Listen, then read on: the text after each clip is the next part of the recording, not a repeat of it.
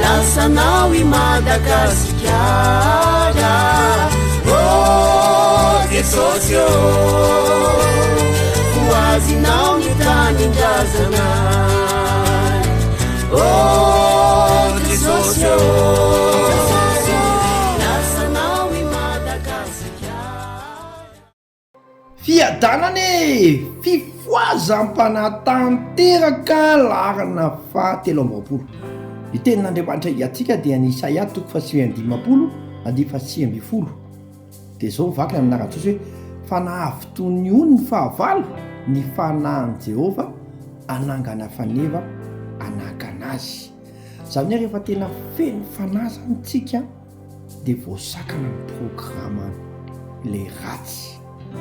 Ao amin'ny Baiboly, ao amin'ny Samuela voalohany 8:10 dia misy tantara izay nitranga taona Iota, izay fahavalo tonga teo Saul sy ny ekipany hoe hanenjika ny Davida, vao tonga taona Iota izy dia tonga dia naminany mino fa afaka ho na Iota amin'ny Kristy I Madagasikara. Ho foazin'Andriamanitra tanteraka, ho feno fanahy-masina.